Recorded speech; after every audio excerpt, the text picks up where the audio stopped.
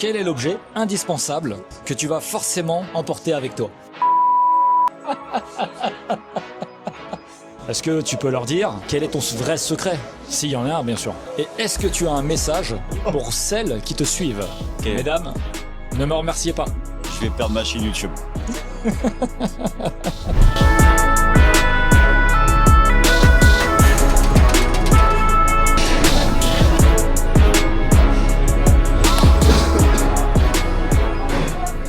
Ça va, Aurel? Moi ça va très bien, on a commandé 2 pintes pour fêter mon visa en Thaïlande, donc moi ça va. Étant donné que tu as pas mal d'abonnés curieux de ton changement de vie. Les bières arrivent. Merci monsieur. Merci. Au travers de ce petit enregistrement, Ok. je leur donne la chance et la possibilité d'avoir des petits renseignements à ton sujet. Ah, c'est une vidéo genre que je vais publier sur ma chaîne. Exactement. Ok. Un FAQ quoi. En quelque sorte. Je me suis permis de généraliser la chose et de créer des petites questions. Est-ce que ça te va? De toute façon, je pense que j'ai pas le choix. Tu peux refuser. Donc j'ai pas trop le choix. Par contre, ça dure longtemps ou pas? Ça dure pas longtemps. Non, parce que sinon on trinque. Allez, ben on trinque. Voilà, c'est plus la question. À son départ en Thaïlande. Heureusement ou malheureusement. Alors j'espère que vous êtes au courant que, enfin, les nouveaux abonnés non, mais n'importe quelle question, je vais y répondre, tu le sais. Et t'as intérêt. Oui. Je te rassure, je ne m'appelle pas Lou, donc mes questions seront soft et cool. Oui. Moi, il y a pas de souci. Hein. Je vais répondre. Je vais me faire strike par YouTube, mais je vais répondre. Première question, mon cher Lou. Quand tu seras en Thaïlande, quel est l'objet indispensable que tu vas forcément emporter avec toi? Étant donné que t'as vendu pas mal d'affaires et que tu ne peux pas bien évidemment tout prendre avec toi, quel sera pour toi l'objet le plus important à tes yeux et indispensable? Bah des capotes.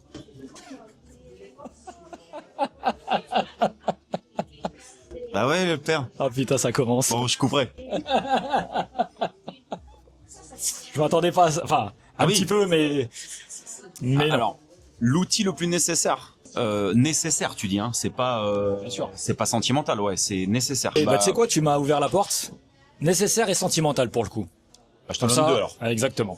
Alors bah du coup objet nécessaire, bah sans nul doute mon ordinateur, parce que bah ça va être mon outil de travail, ça l'est déjà aujourd'hui. Je monte mes vidéos, je crée le contenu, c'est avec mon ordinateur que je vais monter cette vidéo d'ailleurs, je pense. Clairement sans nul doute mon ordinateur. Sentimental, ben c'est compliqué parce que je ramène pas grand chose, mais là je réfléchis. Le bulldog.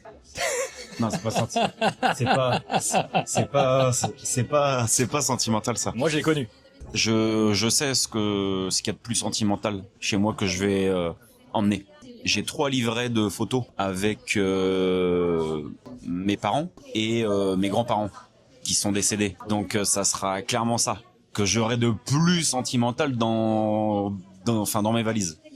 Ouais, livret de famille avec les photos de mes parents, de mon frère et de mes grands-parents. Parce que tout le reste, bah, je dois le laisser. J'ai d'autres choses sentimentales à la maison, mais qui prennent de la place. En gros, je ne peux pas l'emmener dans ma valise. C'est pas possible. Ensuite, concernant ta journée type. À quoi ressemble ta journée type? C'est-à-dire, à quelle heure tu te lèves pour que justement les abonnés puissent un peu plus te connaître en détail? Parce qu'étant donné que t'es un fou furieux, et ça peut-être qu'ils ne le savent pas totalement, du moins pas autant que moi.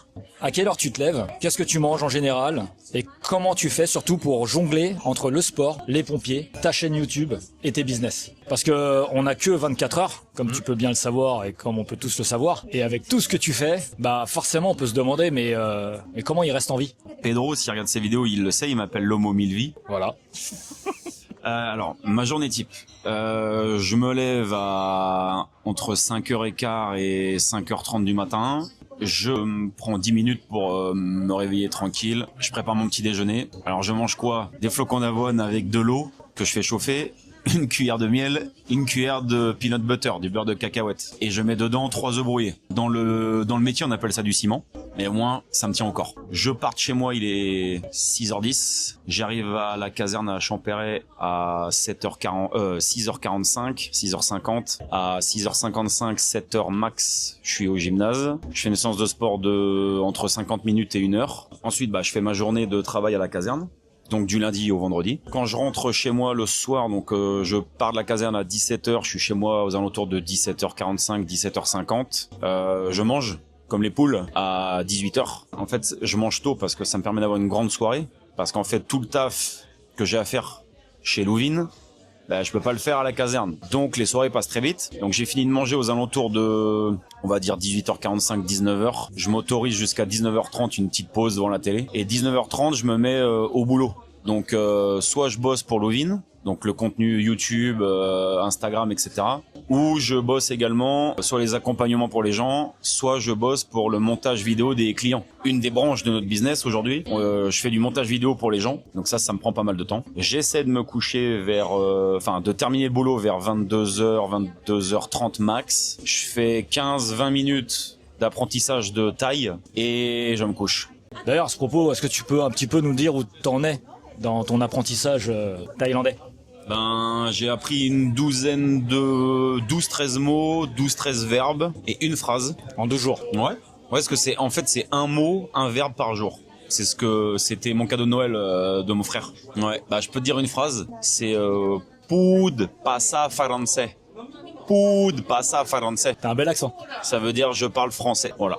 Bravo. Donc ouais, je débute mais c'est pas facile. Apprendre le thaï, c'est dur, mais c'est un des défis aussi qui est cool. Tu nous as parlé de ta journée type. Pour moi, c'est pas assez perso. En fait, certains se demandent si t'as une routine ou un secret pour rester en forme et gérer autant de choses. Est-ce que tu peux nous partager ton secret? Parce que t'es bien d'accord que n'importe quel être humain normal aurait un petit peu de mal à passer les journées que tu passes parce que t'as pas tout détaillé. Mais si je prends simplement l'exemple sur tes séances sportives. Ouais. T'en as fait une avec moi. Ouais, et encore elle était soft par rapport à celle que tu fais en mode solo. Donc, pour nos chers abonnés et ta commu qui te suit, est-ce que tu peux leur dire quel est ton vrai secret? S'il y en a un, bien sûr. Alors c'est très gentil de penser qu'il y a un secret, mais il y a pas de secret. En fait, je pense que le secret c'est de faire des trucs que t'aimes.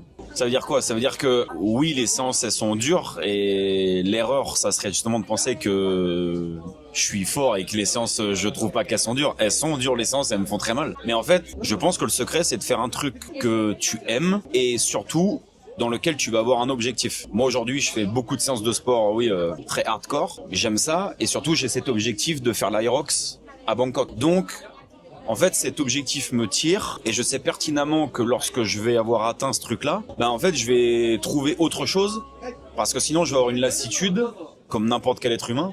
Et je sais que l'intensité que je mets aujourd'hui, dont tu parles dans mes séances de sport, je vais pas pouvoir la garder pendant 6 mois, 1 an. Parce qu'en fait, ça va devenir rébarbatif. Il y a une lassitude qui va s'installer. Donc le secret, c'est ça. Faites un truc que vous aimez et insérez-y un objectif. Ça va vous aider en fait. Courir pour courir, c'est pas top. Mais si vous courez parce que vous voulez faire un semi-marathon avec un ami ou vos enfants ou votre papa, vous allez avoir envie de vous entraîner. En fait, ça t'aide. C'est ça qui me fait me lever le matin en fait. Et t'as tout à fait raison. Je sais pas si vous vous reconnaissez un petit peu parmi vous par rapport à ce qu'il vient de dire. Mais moi en tout cas c'est le cas. Après, il y a quand même des degrés d'intensité. De violence. De violence. Et de violence surtout. D'ailleurs, j'en profite. J'ai reçu la réponse de l'Aerox organisation Bangkok. Tu l'as reçu quand? Cet après-midi. Ah bah... Ils ont autorisé ma demande. Ma demande qui est de marquer l'histoire de l'Aerox. Parce que faire une Aerox, c'est bien. Mais faire une Aerox en tenue de feu, c'est mieux. On parlait d'intensité tout à l'heure. Voilà. Donc si tout se passe bien, je devrais faire l'Aerox de Bangkok en tenue de feu. Et je partagerai, d'ailleurs, j'ai prévu de partager mes séances d'entraînement. Là, pour le coup, ça va être violent. Voilà. À ton mail. Je vais la transpirer, je peux vous le dire. Il est en train de prendre des forces. Ouais. Ok, super. On va rentrer dans le côté business. Parce que t'es quelqu'un qui charbonne. Est-ce que tu aurais la possibilité de parler de la bourse, mais surtout de l'expliquer à ton ancien toi? Je m'explique. Si tu devais expliquer la bourse à ton toi d'il y a quelques années, à l'époque où tu faisais de la pêche, exclusivement de la pêche, donc déjà, est-ce que tu peux nous dire depuis combien de temps tu fais de la bourse? Et bien évidemment, ce que tu aurais pu dire à ton toi passé. Alors, je fais de la bourse depuis 6-7 ans et des produits spécifiques, produits dérivés depuis 4 ans, grâce à Philippe, que je remercie encore. Depuis combien de temps t'as dit? 6-7 ans. 6-7 ans, ouais. Vous avez vu, hein? 6-7 ans qu'il fait de la bourse, et le type, une chaîne de formation bourse. Vous avez vu comme quoi il charbonne? Et comment j'expliquerai la bourse à mon moi? Bah tu sais, le toi je dirais, le moi débutant, quoi. Je sais pas si tu... je lui dirais arrête de dépenser ta fucking thune dans des conneries. Typiquement, l'époque où j'achetais des Audi full équipés pour aller prendre ma garde à la caserne de Rungis, j'aurais mieux fait de mettre cet argent en bourse. Donc c'est la première chose. J'expliquerai que la bourse, c'est avant tout savoir économiser sur son propre salaire et réduire un petit peu son train de vie sans savoir se priver. C'est la première des compétences à savoir avant même de savoir investir. Et ensuite, comment j'expliquerai la bourse? Simplement, c'est un moyen beaucoup plus simple que ce que la plupart des gens sur cette terre pensent. Faut démystifier tout ça. Et c'est pour ça que j'ai fait cette formation gratuite, justement, pour donner accès à tout le monde et prouver que c'est accessible à tout le monde, avec simplement un petit peu de raison, de gestion de ses émotions et de réflexion. Mais si on fait les choses bien, sans être avare, de vouloir énormément, et en fait il est très facile vraiment de gagner de l'argent à condition d'utiliser une chose, le long terme. Et en fait voilà, celui qui joue pas avec le feu, pour moi, je parle bien pour moi, en bourse, il ne peut pas perdre de l'argent sur le long terme en investissant sur des très grosses sociétés. Ok, merci Lou. Et étant donné que tu roulais en Audi autrefois, aujourd'hui tu roules en quoi? Je roule à pied, je roule en quadriceps parce que j'ai vendu ma caisse il y a plus de 6 ans. Ok. Voilà. Bon après, il est vrai, je sais pas de quelle région vous êtes, à Paris. Oui. Faut pas se leurrer, on sait que les déplacements sont très faciles sans véhicule. Moi qui suis originaire de Corse par exemple, si t'as pas de voiture c'est compliqué. Toujours est-il qu'on n'est pas obligé de s'acheter une Audi. Ouais, je suis passé de l'Audi Quattro à Aurélien Quadri. Voilà. Voilà, en gros c'est ça. C'est pas mal ça. J'aime beaucoup. Ok. Si tu devais donner un nom de film ou de série à ta vie, ce serait lequel et pourquoi? Je suis de la même génération que toi, et donc génération 86. Voilà. C'est ça, 80. Voilà. 84 pour moi, mais les années 80, on est d'accord? Donc moi ma vie, je l'ai construite sur la même génération, c'est-à-dire Rocky, Predator, voilà, des gars solides. Je prends l'exemple de Rocky. Pourquoi j'aime Rocky? Parce que le gars il a rien, il est dans la rue, il se lève, s'entraîne, il a un rêve, c'est d'être le champion du monde. Il y a des opportunités qui se présentent à lui, il a le choix de les prendre ou de pas les prendre. Il apprend, il prend des risques, ça finit par payer, mais le chemin il est compliqué avant que ça paye. Et dans la vraie vie également, l'acteur de ce film-là, donc Stallone, c'est la même chose. Il est fauché, il a pas un rond, il propose son film, on lui dit rien, et au final, il le produit lui-même, il a pas un sou, et aujourd'hui, on sait, qui sait en fait. Ouais, si je devais trouver un nom, je dirais ça. Rocky. C'est pour moi le meilleur exemple de vie, tout sujet confondu. Discipline, motivation, exemplarité, courage, rigueur. Lou Balboa, retenez-la. Ouais. Ok. C'est vrai que dans pas longtemps, je vais me faire casser la gueule en boxe taille, donc oui. C'est pas la même boxe. Mais ça reste de la boxe. C'est vrai. On va rentrer un petit peu pour la communauté féminine. S'il y en a, je pense qu'il y en a. Peut-être pas autant d'hommes, mais il doit certainement et probablement en avoir. Donc pour les demoiselles qui te suivent, tu as choisi un mode de vie solo. Qu'est-ce qui t'a donné envie de cette liberté? Et est-ce que tu as un message pour celles qui te suivent? Okay. Mesdames, ne me remerciez pas. Je vais perdre ma chaîne YouTube. Moi, ce qui m'importe en fait dans ma vie, c'est la quête de liberté perpétuelle. Ce que je vais dire, je tiens à le préciser, je mets un gros warning, je ne dis pas que tout le monde doit faire comme moi, je dis simplement, on me pose une question, je réponds par rapport à mes choix de vie et mes pensées, ma psychologie, ma vision de la vie. Pour moi, être en couple, ce n'est pas être libre. Pourquoi? Parce que à partir du moment où je suis en couple et que je partage ma vie avec quelqu'un, je suis obligé de faire des concessions, partager des choses, etc. Donc je ne suis pas libre. Typiquement, il y a Gigi qui est là ce soir, il me dit le week-end prochain on part une semaine je sais pas à Bali. Si je suis en couple, faut que je prévienne, faut que je demande. Je parle même pas si j'ai des enfants, c'est encore pire. Mais je vais devoir faut que je vois machin. Ce style de vie, pour moi je le conçois pas du tout. C'est impossible de vivre comme ça pour moi. Moi j'ai envie de faire quelque chose, soit je le fais, soit je le fais pas. C'est-à-dire que j'ai une seule question à me poser, c'est est-ce que j'ai envie de le faire et non pas est-ce que je peux, est-ce que je suis disponible ou pas. Donc c'est un mode de vie très égoïste et je l'assume complètement. Si je peux me permettre, tu parles du mode de vie égoïste. Le mode de vie. Oui. Mais tu n'es pas égoïste. Non, voilà. non, attention, voilà, mais bien différencier oui, ça. Exactement. Parce que quand tu dis ça, on peut mal l'interpréter. Non, bien sûr. C'est dans mon mode de vie, de penser, c'est que je suis égoïste, c'est-à-dire que je me fais passer moi en premier, plutôt que justement que d'être avec une femme et de faire des concessions. Je l'ai été en couple, je reviendrai pas sur ces moments de vie, mais je ne veux plus du tout revivre ça en fait. Et moi, je veux rester libre, et c'est un choix que je fais, je l'assume, et ouais, je pense que le plus important, c'est d'être heureux chacun. Si des personnes sont très heureuses en couple avec des enfants, bah en fait tant mieux pour ces personnes. Il en faut pour tous les goûts. Moi je sais que c'est pas mon style de vie. Je suis pas heureux si je suis en couple, comme je suis heureux aujourd'hui en tout cas, et je suis encore moins heureux si j'ai des enfants. C'est pas du tout mon délire. Je te rassure, j'allais pas te poser de questions là-dessus. Voilà.